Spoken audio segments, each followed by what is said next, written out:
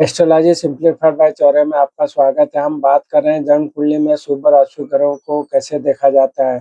जन्म कुंडली में ग्रहों की शुभता अशुभता का देखने के लिए ज्योतिषी सिद्धांतों का उपयोग किया जाता है। इसमें ग्रहों की स्थिति, राशि, भाव और दृष्टि जैसे पहलुओं का विश्लेषण किया जाता है। प्रत्येक ग्रह का अपनी राशि भाव में स्थान होता है।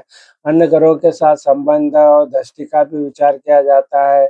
एक ग्रह दूसरे ग्रह पे क्या प्रभाव डालता है, इसको भी देखा जाता है। और इसके साथ ही शुभ अशुभ फल का निर्धारण किया जाता है। जन्म कुंडली में ग्रहों की शुभता और अशुभता देखने के लिए कुछ बातों को ध्यान में रखना होता है। जैसे ग्रहों की स्थिति के बारे में बात करें तो प्रत्येक ग्रह अपनी राशि और भाव में स्थान महत्वपूर्ण होता है। ग्रह कुछ राशि में उच्च राशि के होते हैं और शुभ फल देते हैं, जबकि नीच राशि के होने पर अशुभ फल देते हैं। भाव के बारे में बात करें तो कुंडली में 12 भावों का अलग-अलग महत्व होता है। प्रत्येक भाव किसी न किसी क्षेत्र से जुड़ा होता है, जैसे धन, स्वास्थ्य, विवाह आदि का प्रतिनिधित्व करता है। दृष्टि के बारे में बात करें तो ग्रहों की दृष्टि का भी महत्वपूर्ण योगदान होता है और प्रभाव पड़ता है। कुछ ग्रह एक दूसरे पर दृष्टि डालकर शुभ या अशुभ प्रभाव फल देते हैं। कारक ग्रहों के बारे में बात करें तो प्रत्येक ग्रह किसी न किसी चीज का कारक होता है। उदाहरण के लिए सूर्य पिता, आत्मा और मान सम्मान का कारक माना जाता है।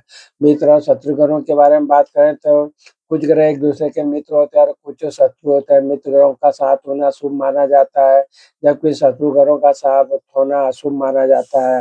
अंश और डिग्री का भी महत्वपूर्ण योगदान होता है।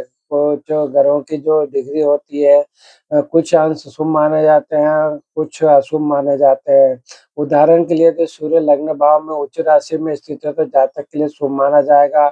इससे जातक को आत्मविश्वास, सम्मान और यश मिलेगा। यदि लग्न भाव में नीच राशि में स्थित है तो ये अशुभ माना जाएगा। इससे जातक को शारीरिक पीड़ा और मानसिक चिंताएं और सामाजिक समस्याएं हो सकती है। यदि बृहस्पति पंचम भाव में स्थित है तो ये विद्या, संतान, बृहस्पति के लिए शुभ माना जाएगा। यदि राहु केतु लग्न भाव में स्थित है तो ये अशुभ माना जाएगा। इससे जातक को नकारात्मक प्रभाव, मानसिक अशांति और स्वास्थ्य संबंधी समस्याएं हो सकती है। तो जन्म कुंडली में ग्रहों की शुभता और अशुभता का कोई निर्धारित वो नहीं है कि इस तरह से ऐसा बता दिया जाए।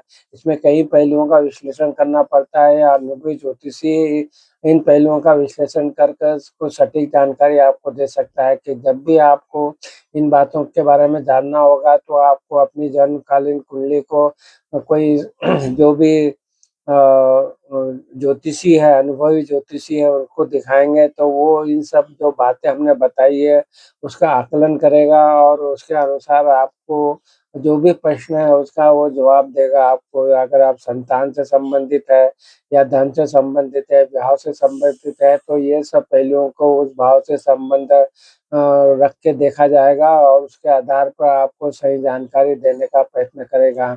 ये जो भी है ये संभावनाओं का भविष्यवाणी जो है संभावनाओं पर डिपेंड करती है और इसका कोई वैज्ञानिक आधार नहीं है। तो जो भी आपको इसमें श्रद्धा है ज्योतिष में तो आपको ज़रूर अपनी कुंडली का विश्लेषण करके जो जानकारी हमने दी है उसका अध्ययन करके आपको सही सटीक जानकारी आपको प्राप्त हो पाएगी।